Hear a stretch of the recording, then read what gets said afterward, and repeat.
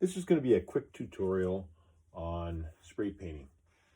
So for those of you who are using the Tamiya paints, I've given you recommendations for paint colors in the tutorial itself, and I'm going to talk about some application measures that I've used in order to achieve the result that you're trying to get. So black has already been laid down. In this case, it would have been the TS6, the matte black. I've put a couple of decals in place in order for you to understand that you can pay attention to how thick or how much you've coated the surface by watching the stencils themselves and to see how much coverage you've got there. So what I have found is that if you apply the lighter color on over top of the black, you've got a couple of different options. Number one, you can coat it lightly or you can coat it completely. That'll give you two different tones. And then which color you choose to put on top of the other will also give you some variation. So what I'm going to do is I'm going to take the gunship gray and I'm going to paint more liberally on the bottom, lighter on the top, and then I will use the TS70 olive drab, do the same thing on the other side, and then we'll do the accent pieces on top of that so that you get a mimicking of what we do on the camera itself. So I'm going to start on the right hand side. I've shaken these up already, but this one is the gunship gray, and we're going to do it lighter on the top and more liberally underneath. What I find is that if you start the spray off of the surface and then come onto it, you're better off. If there's any spitting that happens with the spray paint, you avoid it going onto the surface. The reason I've chosen these types of spray paints is, number one, they're available around the world, but number two, because they're a model spray paint, they don't paint as liberally as your classic hardware spray paint can. So what I find also is to make sure that I'm aiming in the right place, spray a little bit on the side. That makes sure that I'm going to hit the spot that I'm looking for. So I'm going to go lighter up here, a little bit more liberally down here. Light strokes, 8 to 10 inches away from the surface. So you can see that I'm getting a coverage here, but it's not a thick cover. Down here, I'm going to go for a thicker cover, and then you'll be able to see the detail difference that creates in the end of the pattern. So a little more thickly down here, and we're going to do the exact opposite with the green color. So we test it on, and we're good to go. We're doing it lighter at the top. Same idea. You can see the stencils through it, and you can really pick up the amount of paint you've applied by just gauging how much coverage you're getting on the stencil itself. So I'm going to do it more liberally down the bottom, the same as what I did on the gray on the other side. And on this side, we're going to use the gray over top of the olive drab.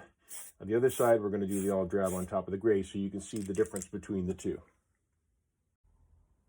So when doing the second component of the base layer, the second coat, you are going to take the opposite color and highlight in the spots that you want. So you can dictate, in this case, how much olive you want to see or how much gray you want to see by how much you're going to cover in this layer. So I'm going to take the olive and I'm going to highlight the side that we've done the gray on. Once again, I start spraying off of the canvas. In that case, I was not aiming in the right direction.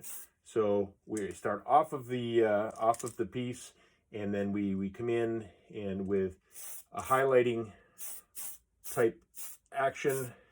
This is just kind of randomly putting in the highlighted color. So we've got some major coverage, we've got some minor coverage. I'm going to do the exact opposite with the gray on this side. Off the canvas, so we're aiming in the right direction.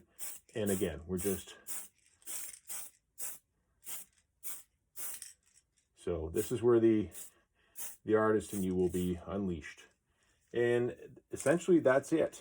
And we're going to apply the second set of stencils we'll put that final base coat on there, and then hopefully we'll be able to show you a finished product.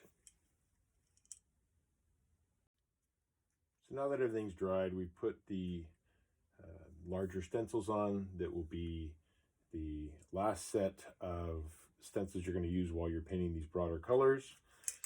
In the case of the spray paint, NATO Black was the one that I've chosen for doing this final covering coat. So as with the other ones, anytime you're applying this spray paint, you are going to take light strokes, quick, 8 to 10 inches away. Do not leave the trigger down and just layer on the paint, especially when you're doing the cameras. You don't want it to build up. But so we're doing, make sure we're aiming in the right direction, and then we're doing light strokes to get the coverage we're looking for. And we can gauge it, as I said before, by the stencils themselves. We can see what kind of coverage we have. And this is another opportunity for you to change and modify the way that your project looks by the depth of color that you're putting on here. And again, it's just light strokes from a distance. Use the stencils as your friends to gauge how much coverage you've applied, and feel free to add some artistic liberty.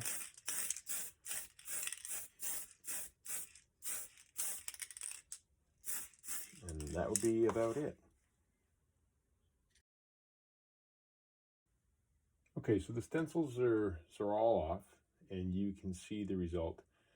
It's nuanced, there's no question, but you can see the difference in the darkness of the gray here compared to here, and the olive here compared to on this side. It'll let you play with it, and it'll let you change the overall look of your project. It's nuanced, I understand, but when you're looking with colors that are relatively close, that's what you're going to get. So at this stage, we're going to apply the clear coat. I would suggest that you use an automotive clear coat. This is a Duplicolor, but it's an automotive clear coat, matte finish. I apply typically 3 light coats of clear coat. Ensure that you are doing it with paint that is of a reasonable temperature. I've done it before where in Canada it gets a little chilly in the wintertime and I didn't heat up the paint enough. Applied it, and the end result was a lot more of a gloss. It's semi-gloss than matte. So remedied that by warming up the paint and applying it again. I got the matte finish I was looking for. So I'm going to apply the clear coat. This tile is the erosion pattern sprayed with the same Tamiya paints as I've used in this video.